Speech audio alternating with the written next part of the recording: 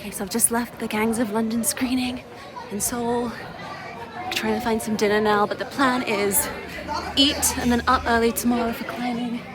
As per usual, I did not expect that I was going to be climbing, so I didn't bring any of my gear. Yeah, I didn't bring any of my equipment because I didn't think I was going to be climbing. I only bring my gear if it's a climbing trip. But then what happens is I go abroad and I see a rock and I'm like, whoa, I must know what it is like to climb that rock. The guide, John, has given me a choice of 3 routes in ascending order of difficulty. The first one is really easy. It seems like more of a scramble, but it's still a classic. It's meant to be really beautiful. The second one is harder. It's got a bit of a crack climb. The third one is the one that I really want to do, but it might be like a little bit of a baptism of fire. It's all trad multi-pitch, but I have never crack climbed outdoors. Apparently it gets really, really busy, in John's words.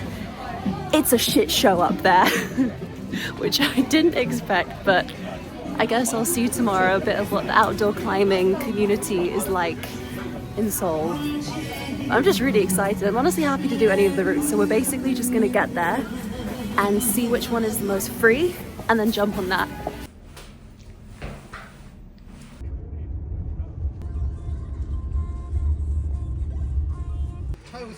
Just arrived at the start of the trailhead. I met John, he's just filling up his water. So many people. This is John. Hi. Hello.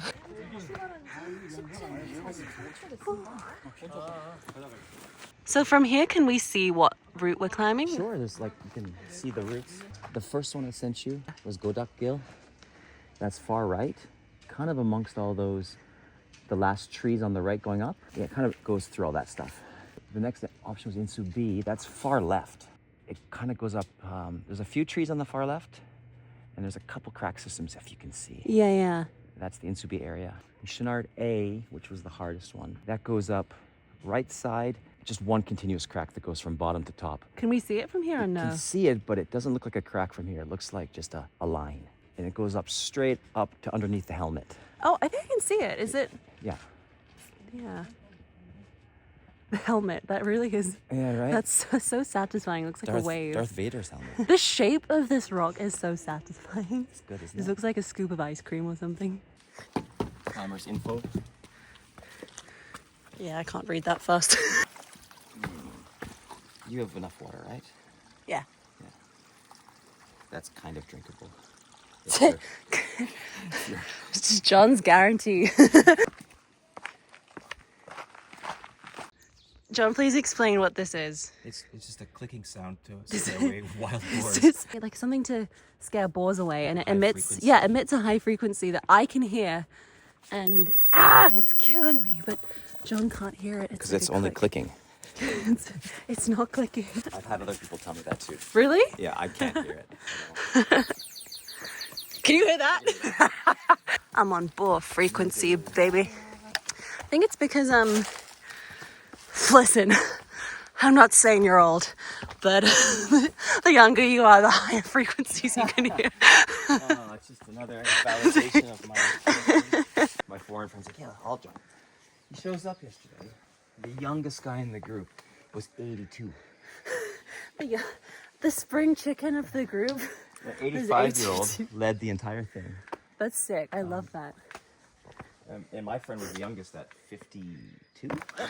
I really love that. There is no age limit. But it's always like that. Wherever you go climbing, the strongest people are always like the old locals. When I was in Chamonix, I was just being like regularly surpassed by chain-smoking old Italian alpinists in like flip-flops. Yeah, we'll see a lot of that today. All those big groups, they might have been going to like the ridges, like the super easy ridges off to the side.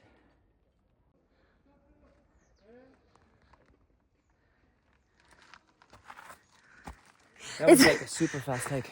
Oh, was it? That was 50 or more than, less than 50. Takes most Oh my people, god, this looks so cool. It takes most people like an hour and a bit. How quickly did we do it? Like 45 minutes.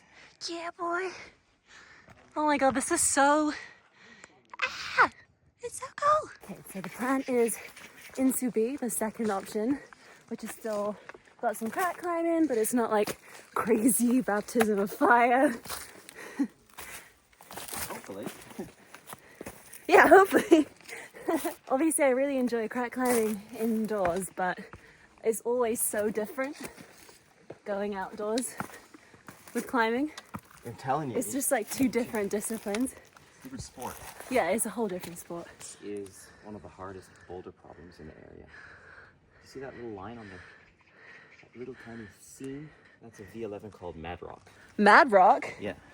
Mad Rock. It's a good branding opportunity for There's some crash any Mad pads. Rock climbers. Oh my god, look at that rock. You can climb that too. There's an anchor on top. Have you done a lot of the bouldering around here? No, not my Nah, forte. you're a trad dad. Yeah. I actually wanted to interview you because I don't know your lore. John is just this random guy I found on the internet. When did you come to Korea? Because you're from Canada. Yeah, I came in 2002. With the intention of climbing? No, I was just fresh out of university. I stayed for a few years, maybe 2 or 3 years, and then decided to travel some more. Ran out of money and came back to Korea to make some more cash.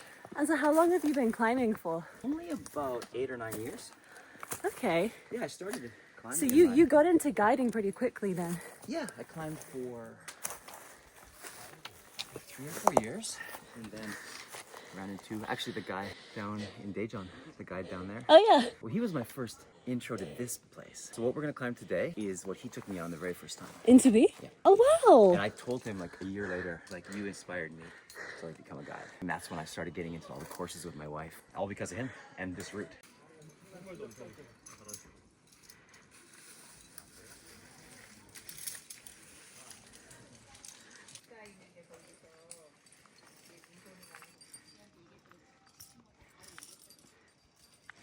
We've passed a lot of people doing lots of different climbs. You recommended a choice of 3 climbs. Why did you pick those ones in particular? First one I picked because it's the kind of the easiest, the most moderate way up. And it's a really good refresher course for trad. This one I chose because it's just one of the best, really. It's got like every kind of style: stemming, jamming, face climbing, slab. It's just really good. It's a really pure line straight to the top. And then Chenard A I chose because it's just super iconic. I saw someone say that it was like one of the best climbs in Korea. The problem with it is that it doesn't exactly top out. So you can get to the top, but it's super contrived. You have to do like the 4 pitches, which are the best. And then you have to do this weird traverse. And then you have to climb this like super sketchy slab. And then you have to do a little mini rappel to this notch, to this other pitch that's not part of it. Yeah. And then up this slab called sesame oil slab that nobody likes. And this is all just to get to the summit. So most people don't go to the top from Chenard A. They do the 4 best pitches, and then they just rappel down. So you miss the top. And if it's your first time climbing here, I mean, I kind of want to take you to the top. Yeah, definitely. I want to go to the top. Then today I'll get to see how I fare with crack in a way that isn't as intense. Exactly. And then you can let me know. Yeah, and then You if wanna I come back feel, and do yeah, if I feel Chenard? like if I wanted to come back and do crack, then I will come back and do that one. Let's look at crack in today. There's a lot of crack climbing here. Yeah, this mountain is slab and crack. Primarily. Slab and crack, baby. On the shoes, they are very small, but it's okay. We'll make it work. It's so funny, these guys are friends. And he's like, dude, I thought you said you hurt your back. Why are you doing the crack climb? Climbers be climbers. 이렇게 보고 있다가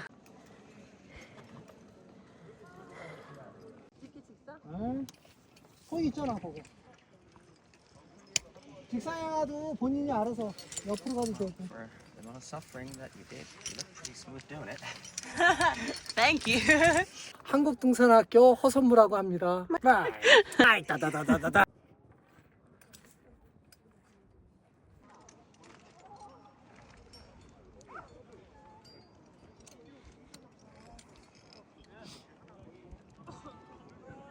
Update to be on pitch 3. I have been having issues with the shoes just because I forgot to bring my own and they were too small. So I am wearing John's shoes now and he's very kindly swapping into approach shoes. I hope this bodes well for you. I hope so too. What size are these? Those are 10. This is US 10. Yeah. I've beefed out with socks. We're hoping this works. But look at the view. Sunbathing spot. See, what I think is really interesting is that Korea is understood by its pop cultural output now. It's all like kind of K-pop, K-music, K-drama, so it's very like music, television, city focused. Whereas for me, as a kid, I was always outdoors. All my memories of Korea, my Korea is very nature-based, and I don't think people even realize that this kind of stuff is on their doorstep. I mean, like, that's literally like the city, but we're here climbing. It's like a K-pop clients. You got K-pop clients? Like, I mean, K-pop tourism clients. Oh yeah, yeah. They come here for K-pop, and then they come across climbing. They do it as like an afterthought, their second choice. You know? They don't come here for me. They come here for the K-pop, and they're like, "What? This is here too?" It's amazing. It's just, yeah, I think people don't realize how mountainous Korea is. I mean, is K-pop better than this? Leslie, whoa.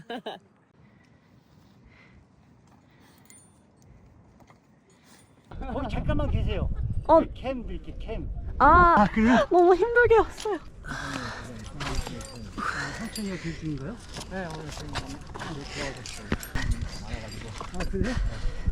나랑 천천히 얘기.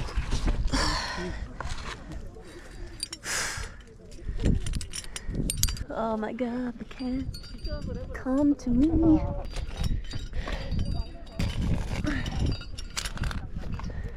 So it's kind of a layback situation, I guess.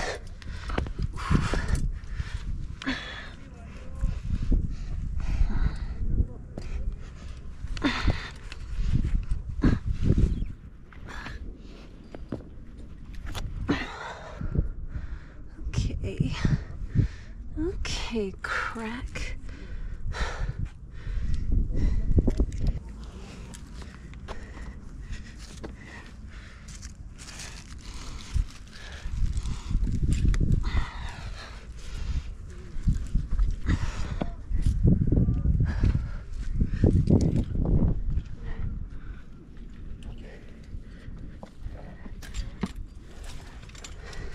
We're here!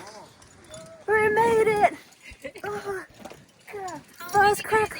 Oh, How many oh, guys? Just two of us? my first crack climb outside.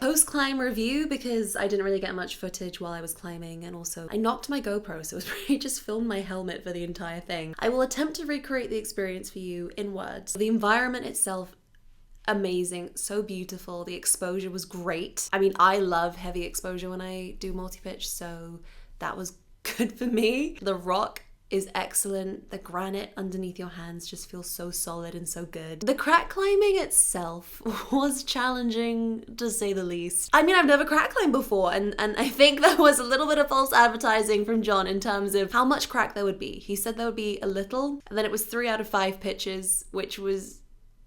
It was a baptism of fire. I was putting my whole knee in there, you know, just knee.